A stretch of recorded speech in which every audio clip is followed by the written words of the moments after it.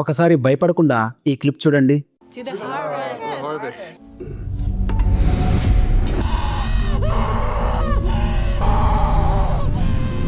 ఎలాంటి వీసా డాక్యుమెంట్లు లేకుండా అమెరికాకి వచ్చే ఇల్లీగల్ ఇమిగ్రెంట్స్ ని ఒక గ్యాంగ్ ట్రాప్ చేసి వాళ్ళని వండుకొని తినేస్తారు. వాళ్ళందరూ ఒక కల్ట్కి చెందిన మెంబర్స్. అదే టైంలో నీనా అనే అమ్మాయి తన 4 ఏళ్ల కూతురుతో పాటు అమెరికాకి వచ్చి ఈ కల్ట్ మెంబర్స్ ట్రాప్ లో ఇరుక్కుపోతుంది. అందరిలాగే వాళ్ళు కూడా వాళ్ళకి ఆహారంగా మారిపోయారా లేదా వాళ్ళ నుండి తప్పించుకుని బయటపడ్డారా అనేదే ఈ మూవీ స్టోరీ. ఈ మూవీ నేమ్ వచ్చేసి silence of the pray. Guys, ఈ మూవీ చాలా థ్రిల్లింగ్ గా ఉంటుంది.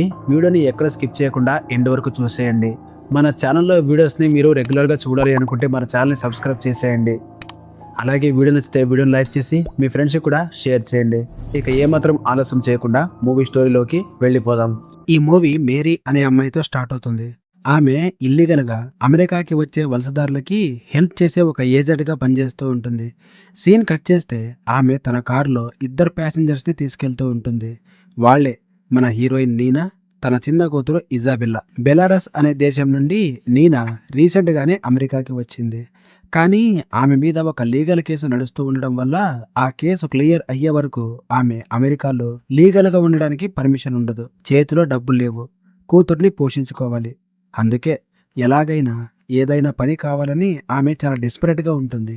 ఇప్పుడు మేరీ ఆమెకు హెల్ప్ చేయడానికి ముందుకొచ్చి దూరంగా అడవి లాంటి ప్రదేశంలో ఒంటరిగా ఉండే లూథర్ అనే ఒక ముసలాయన ఇంట్లో హౌస్ కీపింగ్ పని ఇప్పిస్తుంది. కారులో వెళ్తూ ఉండగా నీనా లూథర్ గురించి మేరీని అడుగుతుంది. దానికి మేరీ, ఆయన పాతకాలపు మనిషి కానీ చాలా మంచివాడు, నువ్వు అక్కడ చాలా సేఫ్గా ఉంటావు అని చెబుతుంది. అంతేకాదు, ఇంతకు ముందు కూడా అక్కడ రష్యా, మెక్సికో నుండి వచ్చిన అమ్మాయిలు పనిచేశారని చెబుతుంది. వాళ్ళు ఏమయ్యారు అని నేను అడిగితే, ఒక 2 ఏళ్ళు పనిచేశారు, డబ్బులు దాచుకుని వేరే కొత్త లైఫ్ స్టార్ట్ చేయడానికి వెళ్ళిపోయారు అని చాలా క్యాజువల్గా చెబుతుంది మేరీ.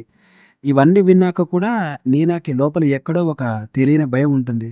ఎందుకంటే ఇది వేరే దేశం, పైగా ఎక్కడో అడవిలో ఒక ముక్కు మొహం తెలియని వ్యక్తి ఇంట్లోకి వెళ్తుంది. కానీ ఆమెకి వేరే ఆప్షన్ లేదు. తన కూతురి ఫ్యూచర్ తన చేతుల్లో ఉంది. పైగా మేరీ ఇంతకుముందు ఆమెకు చాలా హెల్ప్ చేయడంతో ఆమెని నమ్ముతుంది. అలా వెళ్తూ ఉండగా దారిలో పాప ఇజాబెల్లాకి వాష్రూమ్ వస్తుంది. కార్ని ఒక అడవి దగ్గర ఆపుతారు. వాళ్ళు వెయిట్ చేస్తూ ఉండగా సడన్ గా గాయాలతో ఉన్న ఒక వ్యక్తి వాళ్ళ దగ్గరకు వస్తాడు. అతను వాళ్ళకి అర్థం కాని భాషలో మాట్లాడుతూ హెల్ప్ అడుగుతూ ఉంటాడు. కానీ మేరీ వెంటనే నీనాని కార్లోకి ఎక్కమని చెప్పి అతనికి హెల్ప్ చేయకుండా అక్కడి నుంచి కార్ స్టార్ట్ చేసి వెళ్ళిపోతుంది. నీనాకి పాపం అనిపించి మేరీని ఎందుకు అలా చేశావు అని అడుగుతుంది. దానికి మేరీ కొంచెం సీరియస్గా, ఇది అమెరికా, ఇక్కడ ఎవరిని నమ్మకూడదు, ఇలాంటి ఒంటరి ప్రదేశాల్లో ఏమైనా జరగచ్చు అని చెబుతుంది. 1 గంట ప్రయాణం తర్వాత వాళ్ళు లూథర్ ఇంటికి చేరుకుంటారు.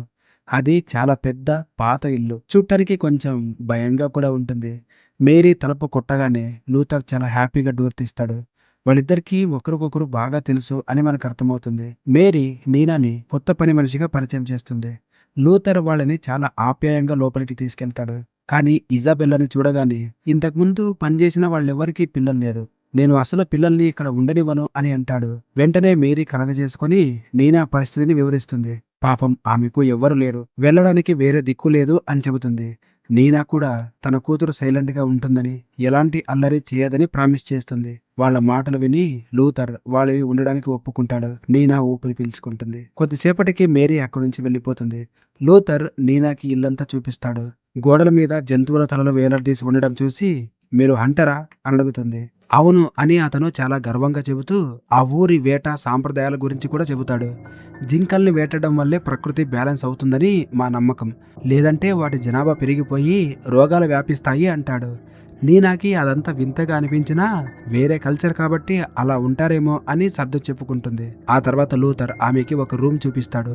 అది చాలా నీట్గా ఉండడంతో ఇక తను పెద్దగా క్లీన్ చేయాల్సిన పని లేదు అని చాలా హ్యాపీగా ఫీల్ అవుతుంది. ఆ రూమ్ గోడ మీద ఒక ఫోటో చూసి, మీ తాతయ్య గారా అని అడుగుతుంది. దానికి లూథర్, కాదు, అతను నా ముత్తాత, ఈ ప్రాంతానికి వచ్చిన మొదటి వాళ్ళలో ఆయన ఒకరు, ఆయనే మాకు హార్వెస్ట్ పండుగ యొక్క గొప్పతనాన్ని నేర్పించాడు అని చెబుతూ ఆ పండుగ రోజు వాళ్ళు భారీగా భోజనాలు ఎలా రెడీ చేస్తారో వివరిస్తాడు. నీనాకి ఇంగ్లీష్ అంత పర్ఫెక్ట్ గా రాకపోవడంతో అది వాళ్ళ థ్యాంక్స్ గివింగ్ పండుగ లాంటిదేమో అనుకుంటుంది. లూథర్ తన కమ్యూనిటీ గురించి ఇంకా పాత ఆచారాలు పాటిస్తున్న పాత కుటుంబాల గురించి కూడా చెబుతాడు. ఆ రోజు రాత్రి నీనా తన ఫోన్ చెక్ చేసుకుంటే అక్కడ కనీసం వైఫై కూడా ఉండదు. కనీసం ఆ ఇంట్లో ల్యాండ్ లైన్ ఫోన్ కూడా లేదని ఆమెకు తర్వాత అర్థమవుతుంది. లూథర్ నిజంగానే పాతకాలం మనిషిలా బ్రతుకుతున్నాడు. అలా మొదటి రోజు రాత్రి కొంచెం రిలీఫ్ తో పాటు తెలియని భయంతో గడిచిపోతుంది. మరుసటి రోజు ఉదయం నీనా నిద్రలేచి చూసేసరికి ఇజాబెల్లా పక్కన ఉండదు. భయంతో కిందకు పరిగెత్తుకెళ్లి చూస్తే ఇజాబెల్లా లూథర్తో కలిసి హ్యాపీగా బ్రేక్ఫాస్ట్ చేస్తూ ఉంటుంది. నువ్వు అలసిపోయి నిద్రపోతున్నావు, పాప ఆకలి అంటుంటే నేనే వండి పెట్టాను అని లూథర్ చెబుతాడు. నీనా ఫీల్ అయ్యి సారీ చెబుతుంది. ఇంకెప్పుడు ఇలా జరగదని అంటుంది. తను ఈ మధ్య చాలా స్ట్రెస్ లో ఉన్నానని ఒప్పుకుంటుంది. ఆ ఫుడ్ తినగానే చాలా టేస్టీగా ఉందని లూథర్ వంటని మెచ్చుకుంటుంది. సరిగ్గా అప్పుడే వాళ్లకు బేస్మెంట్ నుండి ఒక వింత శబ్దం వినిపిస్తుంది. లూథర్ చాలా కూల్గా అవి రూకున్స్ అంటే ఒక రకమైన జంతువులు అప్పుడప్పుడు లోపలికి వస్తూ ఉంటాయి అని చెబుతాడు. అంతేకాదు నువ్వు సేఫ్గా ఉండాలంటే ఆ బేస్మెంట్ వైపు అస్సలు వెళ్ళొద్దు అని వార్నింగ్ ఇచ్చి తాళం చెవి తానే తీసుకుని కిందికి వెళ్తాడు. బ్రేక్ఫాస్ట్ అయ్యాక లూథర్ ఆమెకి ఇంటి చుట్టుపక్కల అంతా చూపిస్తాడు.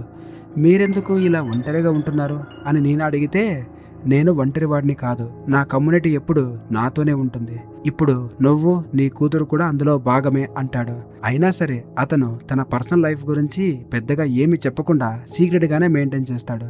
ఆ తర్వాత ఆమెను పక్కనే ఉన్న ఒక కొట్టం దగ్గరికి తీసుకెళ్తాడు. అక్కడ తను మాంసాన్ని కట్ చేసి స్టోర్ చేస్తానని చెబుతాడు. ఆ కొట్టం తన పర్సనల్ వర్క్ స్పేస్ అని, ఎట్టి పరిస్థితుల్లోనూ లోపలికి వెళ్ళొద్దని చాలా స్ట్రిక్ట్ గా చెబుతాడు. బయట ఉన్నప్పుడు ఇజాబెల్లాకి కింద పడి ఉన్న ఒక చిన్న వస్తువు దొరుకుతుంది. అది తనది కాదని ఎవరిదో త్వరలోనే కనుక్కుందామని లూథర్ అంటాడు. నీనా కూడా తన కూతురికి ఆ కొట్టం వైపు వెళ్ళొద్దని గట్టిగా చెబుతుంది. ఇక సాయంత్రం అయ్యాక లూథర్ బేస్మెంట్ లో ఒక మాంసం ముక్కను కట్ చేసి నీనాకి వండమని ఇస్తాడు. నీనాకి ఒంట్లో బాగలేక తగ్గుతూ ఉంటే లూథర్ వాళ్ళ ఫ్యామిలీ సీక్రెట్ రెసిపీతో తయారు చేసిన ఒక స్పెషల్ హెర్బల్ టీ ఇస్తాడు. అది తాగితే వెంటనే తగ్గిపోతుందని చెబుతాడు. నీనాకి ఆ టీ టేస్ట్ బాగానే అనిపిస్తుంది. కానీ దాన్ని తాగిన కాసేపటికి విపరీతమైన మత్తు నీరసం వచ్చి త్వరగా పడుకుంటుంది. నిజానికి ఆ టీ ఎఫెక్ట్ ఏంటో ఆమెకి ఇప్పుడే ఒక వార్నింగ్ లాగా అర్థం కావాల్సింది. మరుసటి రోజు నీనా చాలా యాక్టివ్ గా ఉంటుంది. ఇంటి పనులు పూర్తి చేసి ఇజబెల్లాకి బోర్ కొట్టకుండా ఆమెతో దాగడమూతలు ఆడుతుంది. ఆ రోజు సాయంత్రం కూడా లూథర్ మళ్ళీ అదే టీ ఇస్తాడు. ఈసారి కూడా తాగిన వెంటనే మత్తు వచ్చి నిద్రలోకి జారుకుంటుంది. అప్పుడే ఆమెకి ఏదో తేడా కొడుతుందన్న అనుమానం స్టార్ట్ అవుతుంది. కానీ లూథర్ అంత మంచిగా చూసుకుంటూ ఉంటే ఏమోలే అని తనను తాను డౌట్ పడుతుంది. తర్వాత రోజు కట్టెలు కొడుతున్న నీనాతో లూథర్ నేను టౌన్ కి వెళ్ళాలి అని చెబుతాడు.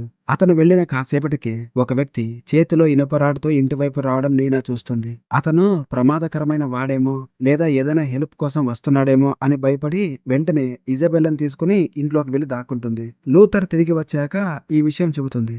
అతను సర్ప్రైజ్ అయినట్టు యాక్ట్ చేస్తాడు. ఆ అడవిలో తిరిగే వాళ్ళు చాలా ప్రమాదకరం. నిన్ను నీ కూతుర్ని కాపాడుకోవాలంటే ఎవరైనా అపరిచితులు కనిపిస్తే చంపేయాలి అని చెబుతాడు. ఆమెకు అది నేర్పించడం కోసం అడవిలోకి తీసుకెళ్లి ఒక చిన్న జింకని తుపాకీతో కాల్చమని బలవంతం చేస్తాడు. కానీ నీనా కాల్చను అంటుంది. అప్పుడు ఆ జింక పారిపోతుంది. లూథర్కి విపరీతమైన కోపం వచ్చి ఈ ప్రపంచంలో బ్రతకాలంటే చంపడం అయినా నేర్చుకోవాలి లేదా చావడానికైనా రెడీ అవ్వాలి అని అరుస్తాడు. ఇంటికి వచ్చాక లూథర్ ఇజాబెల్లాకి తానే స్వయంగా తయారు చేసిన ఒక డాల్ హౌస్ ఇచ్చి సర్ప్రైజ్ చేస్తాడు. అది చూసి తల్లి కూతుర్లు ఇద్దరు హ్యాపీగా ఫీల్ అవుతారు. సరిగ్గా అప్పుడే ఉదయం కనిపించిన ఆ వ్యక్తి మళ్ళీ వాళ్ళ వైపు నడుచుకుంటూ వస్తాడు. లూథర్ వెంటనే గన్ తీసుకుని ఏమాత్రం ఆలోచించకుండా ఆ వ్యక్తి అంటే అతని పేరు యాండ్రెస్ తల మీద కొడతాడు. అతను స్పృహ తప్పి పడిపోతాడు. తర్వాత యాండ్రెస్ ని విచారించగా అతను ఒంటరిగా దారి తప్పి వచ్చాడని లూథర్ కి అర్థమవుతుంది. వెంటనే లూథర్ మాట మార్చి ముందు జాగ్రత్త కోసం ఇలా చేశాను, సారీ, నీకు హెల్ప్ దొరికే వరకు 1-2 రోజులు ఇక్కడే ఉండు అని ఆఫర్ చేస్తాడు. యాండ్రెస్ కళ్ళద్దాలు పగిలిపోయినందుకు కూడా లూథర్ గిల్టీగా ఫీల్ అవుతున్నట్టు యాక్ట్ చేస్తాడు. యాండ్రెస్ కి ఒక ఫోన్ కాల్ చేసుకోవాలి అని ఉంటుంది. కానీ ఎక్కడ ఫోన్ లేకపోవడంతో తప్పనిసరి పరిస్థితుల్లో అక్కడే ఉండిపోతాడు. డిన్నర్ అయ్యాక యాండ్రెస్ నీనాకి గిన్నెలు కడగడంలో హెల్ప్ చేస్తాడు. ఇద్దరు బాగా కనెక్ట్ అవుతారు. ఆమె అక్కడ కేవలం పని మనిషి అని తెలుసుకుని ఆమెని ఎలాగైనా ప్రొటెక్ట్ చేయాలి అని యాండ్రెస్ ఫీల్ అవుతాడు. ఇల్లు క్లీన్ చేస్తూ ఉండగా యాండ్రెస్ కి ఒక వైన్ బాటిల్ దొరుకుతుంది. నాతో పాటు తాగుతావా అని నీనాని అడుగుతాడు. లూథర్ కి కోపం వస్తుందేమో అని నీనా వద్దంటుంది. యాండ్రెస్ మాత్రం తాగుతాడు. తర్వాత ఇద్దరు పడుకోవడానికి వెళ్తారు. ఆ రోజు రాత్రి నీనా తన ఇంటి కిటికీలోంచి బయటకు చూస్తే జింక కొమ్ములు పెట్టుకున్న ఒక వింత ఆకారం ఆమె వైపు చూస్తూ సడన్ గా మాయమవుతుంది. అది కేవలం తన ఊహ మాత్రమే అని నీనా అనుకుంటుంది. మరుసటి రోజు ఉదయం మళ్ళీ ఇజాబెల్లా కనిపించకపోయేసరికి నీనా కంగారు పడుతుంది. నీనా, ఆండ్రెస్ ఇద్దరు ఆ పాపను వెతుకుతూ బయటకు రాగానే పాప లూథర్తో ఉండడం చూసి నీనా ఊపిరి పీల్చుకుంటుంది. కూతుర్ని హత్తుకుంటుంది. సరిగ్గా అదే టైంలో దూరంగా ముఖానికి మాస్కులు వేసుకున్న 3 వ్యక్తులు నిలబడి ఉండడం నీనా చూస్తుంది. కానీ వాళ్ళు ఆమెకు మాత్రమే కనిపిస్తారు. దీన్ని బట్టి చూస్తే లూథర్ ఇస్తున్న ఆ టీ వల్లే ఆమెకు ఇలా హాలోజినేషన్స్ వస్తున్నాయని మనకు అర్థమవుతుంది. తర్వాత లూథర్ వాళ్లతో ఈ రోజు రాత్రికి డిన్నర్ కి గెస్టులు వస్తున్నారు అని చెబుతాడు. ఫోన్ లేకుండా వాళ్ళని ఎలా పిలిచాడు అని నీనా డౌట్ పడితే, నువ్వు నిద్రపోతున్నప్పుడు పక్కింటి వాళ్ళ దగ్గరికి వెళ్లి చెప్పొచ్చాను అంటాడు. అంతేకాదు ఆండ్రెస్ తన కార్ కీస్ ని టేబుల్ మీద వదిలేశాడని, అవి తీసుకెళ్లి తను మెకానిక్ ఇచ్చానని చెబుతాడు. ఆండ్రెస్ ఇది విని షాక్ అవుతాడు. ఎందుకంటే తను కీస్ ఎప్పుడు అక్కడ పెట్టలేదు. దీంతో అతనికి లూథర్ మీద అనుమానం వస్తుంది. లూథర్ వాళ్ళని పిలిచి ఇంకెప్పుడు పర్మిషన్ లేకుండా నా వైన్ తాగొద్దు అని వార్నింగ్ ఇచ్చి నీనాకి ఒక బ్రైట్ రెడ్ కలర్ డ్రెస్ ఇచ్చి గెస్ట్ల కోసం అందంగా రెడీ అవ్వమని చెబుతాడు. ఆ తర్వాత తన రూమ్ లో నీనాకి order of children of the sun అనే పేరున్న ఒక బుక్ కనిపిస్తుంది. ఆమె దాన్ని ఓపెన్ చేయడానికి ట్రై చేస్తూ ఉంటే లూథర్ వచ్చి ఆపుతాడు. అది వాళ్ళ పవిత్రమైన గ్రంథం అని చెబుతాడు. తను ఏ పని చేయాలన్నా ముందు తన పర్మిషన్ తీసుకోవాలి అని చెబుతాడు. సాయంత్రం గెస్టులు వస్తారు. వాళ్ళు స్టార్టింగ్లో నీనాతో బాగానే మాట్లాడినా తర్వాత ఆమె దేశం గురించి వింత వింత ప్రశ్నలు అడుగుతూ ఉంటారు. ఇంకో పక్క వాళ్ళు కేవలం పాబ్లో ఎస్కోబార్ గురించి మాత్రమే పదే పదే అడుగుతూ ఉంటే ఆండ్రెస్ కి చాలా ఇబ్బందిగా అనిపిస్తుంది. కొలంబియా అంటే వాళ్ళకి తెలిసింది అదొక్కటే అన్నట్టుగా బిహేవ్ చేస్తారు. ఆ తర్వాత పైకొచ్చాక ఆండ్రెస్ నీనాతో ఇక్కడ ఏదో తేడాగా ఉంది, నాతో పాటు జేమ్స్ టౌన్ కి వచ్చే, నీకు కావాల్సిన డబ్బు హెల్ప్ నేను చూసుకుంటాను అని బ్రతిమలాడతాడు. కానీ నీనా ఒప్పుకోదు. నా జాబ్ వదిలేసి ఇలా పారిపోలేను అంటుంది. డిన్నర్ అయ్యాక లూథర్ ఆండ్రెస్ దగ్గరికి వచ్చి నీ కారు రిపేర్ అయిపోయింది అని చెప్పి అతన్ని కొట్టెం లోపలికి తీసుకెళ్తాడు. కానీ ఆండ్రెస్ లోపలికి వెళ్ళగానే అక్కడ భయంకరమైన దృశ్యాలు కనిపిస్తాయి. అంతకుముందు చంపేసిన వాళ్ళ శరీర భాగాలు అవశేషాలు అక్కడ ఉంటాయి. అతను ఆ షాక్ నుండి తేరుకునే లోపే లూథర్ వెనక నుంచి దాడి చేసి ఆండ్రెస్ ని స్పృహ తప్పేలా కొడతాడు.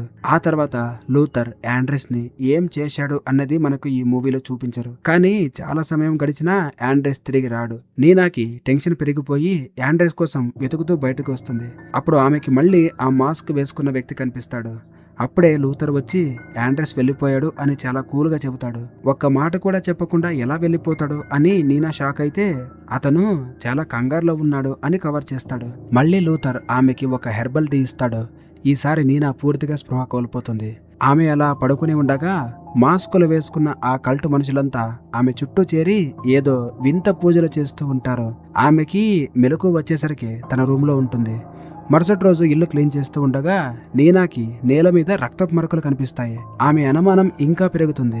లూథర్ బేస్మెంట్ లో ఉన్న టైం చూసి నీనా సైలెంట్ గా అతని పర్సనల్ రూమ్ లోకి వెళ్తుంది. అక్కడ ఒక పెట్టె నిండా పాత ఫోటోలు ఉంటాయి. అందులో లూథర్ పూర్వీకులు చాలా క్రూరమైన బలులు యుద్ధాలు చేస్తున్న ఫోటోలు కనిపిస్తాయి. అలాగే ఇంతకు ముందు తను చూసిన ఆ పవిత్ర గ్రంథం కూడా అక్కడే కనిపిస్తుంది.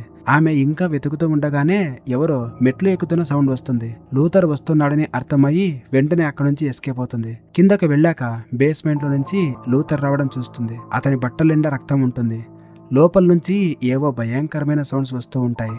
లూథర్ ఆమె వైపు చూసి నువ్వు ఎప్పటికీ బేస్మెంట్ లోకి వెళ్ళకూడదు అని స్ట్రిక్ట్ గా వార్నింగ్ ఇస్తాడు. నీనా సైలెంట్ గా ఉన్న ఆండ్రెస్ బేస్మెంట్ లోనే ఉన్నాడేమో అన్న భయం ఆమెలో మొదలవుతుంది. ఆ రోజు రాత్రి ఎలాగైనా కిందకి వెళ్ళాలి అని ట్రై చేస్తుంది. కానీ లూథర్ అక్కడే కాపలాగా కూర్చుని ఉంటాడు. ఆమె రాగానే కోపంతో ఆమెపై అరుస్తాడు. తర్వాత రోజు ఉదయం లూథర్ పని మీద బయటకు వెళ్తాడు. ఇదే కరెక్ట్ టైం అని ఇజాబెల్లాని పైన దాచిపెట్టి ఒక గొడ్డలు తీసుకుని బేస్మెంట్ తలుపులు పగలగొడుతుంది. లోపలికి వెళ్లి చూసిన నీనాకి గుండె పగిలినంత పనవుతుంది. ఆండ్రెస్ ని ఒక కుర్చీలో కట్టేసి ఉంటారు. అతని కళ్ళు పీకేసి ఉంటాయి. ఆండ్రెస్ నొప్పితో అరుస్తూ హెల్ప్ చేయమని బ్రతిమలాడుతూ ఉంటాడు. నీనా వెంటనే అతని కట్లు విప్పి ఇజాబెల్లాని తీసుకుని అడవి గుండా పారిపోవడానికి ట్రై చేస్తుంది. కానీ వాళ్ళు అలా కొంచెం దూరం వెళ్లేసరికి లూథర్ వాళ్ళని పట్టుకుంటాడు. నీనాని కొట్టి స్పృహ తప్పేలా చేస్తాడు.